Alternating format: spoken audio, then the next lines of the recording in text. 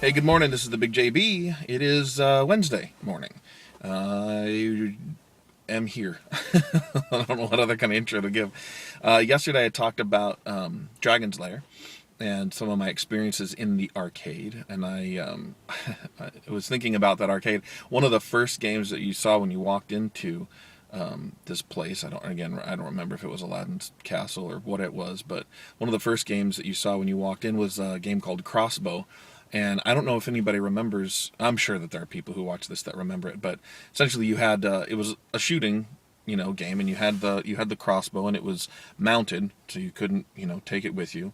And there were a party of adventurers that went across the screen, and you had to pick off the things that were going to attack them or potential dangers. And you had, 4 or 5 adventures that you had to protect, and you got more points for the number that you got to the other side. So I remember that one walking in. So that's kind of a side thing. So as far as the apps go, I bought Dragon's Lair. I think it was 99 cents when I bought it. I bought Dragon's Lair 2, which was 99 cents. I really would like to get Space Ace, but it's $4.99, and that's even at normal price. I think the Dragon's Lair app is at $1.99 or $2.99. I can't remember. That starts to get into the range of like, I don't know if I want to buy this. Like I paid a considerable amount for, I don't remember what it was. I think it might have been $20 for a birding app because I like bird watching and birding stuff. But it's like all of Western United States, including Hawaii and I think Alaska, all the different species that are around here, and you can do all kinds of searches. And I mean, it's really, really in depth. It's like this little bird encyclopedia on my iPod. That's something that I think is worth paying for, and I don't mind paying for that at all.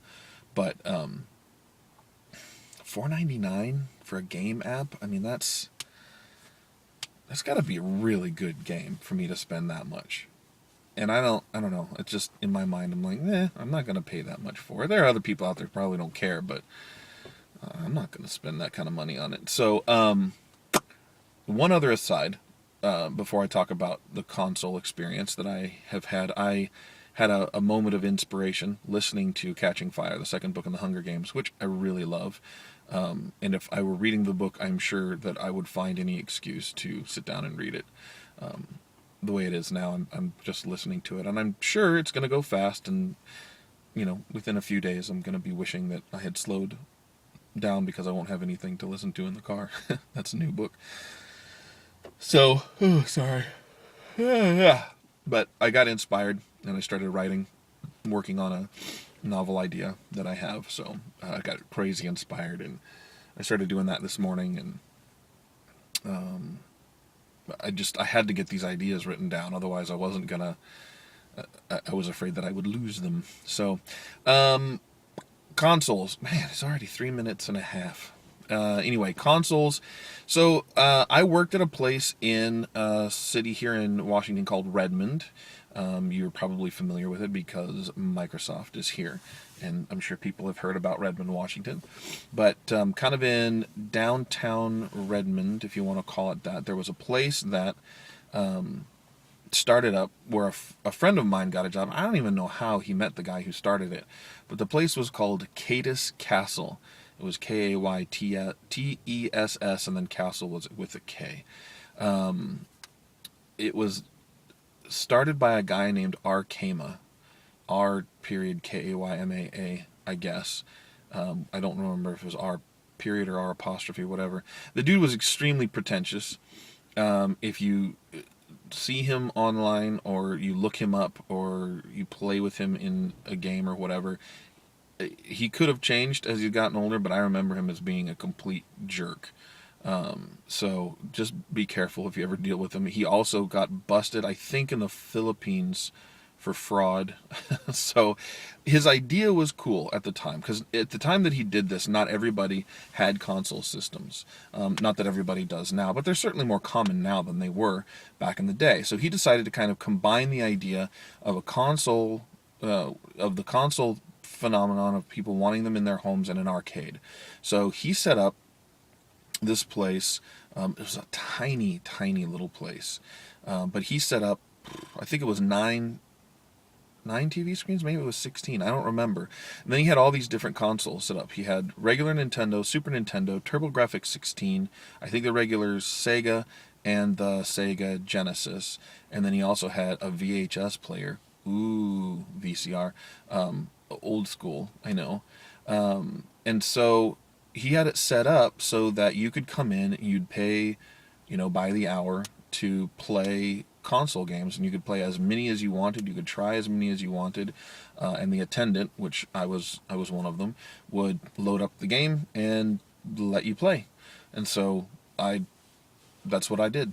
I did that for a while, and it was pretty cool. I got to try a whole bunch of games that I hadn't got to play before, and I really had a good time there. He didn't get hardly any business. He did do some advertising, but the place inside was really crappy. Some of the TVs that he had were black and white, and the number of TV screens wasn't necessarily all to play on. He had color TVs kind of in the middle, and then the other TVs on the bottom, and then some on the top. And I think those other ones were just so people could watch. The ones in the middle are the ones that you actually played on, and they were in color. So people would come in and they would play on that. But he had, like, for his bench, it was like a piece of wood with foam on it, propped up on 2 buckets. So it was pretty ghetto. Old ripped wallpaper on the walls, and it just didn't look like a place that you wanted to go. And some kids would go there and have, their birthday party or whatever, but it was like people that he knew, and it wasn't great. And managing those was a pain, because then you have 8, preteens or teenage kids sitting in there in a small space, being loud, playing all manner of video games, and it ended up being really chaotic. It ended up closing, which is, no surprise to anybody. But the friend of mine and I, and I've known this friend since we were 13, we actually thought about seeing if we could raise money to buy it from him and sort of refurbish it so that we could turn it into something that was a lot more appealing, a lot more awesome. It wouldn't have taken much to improve it.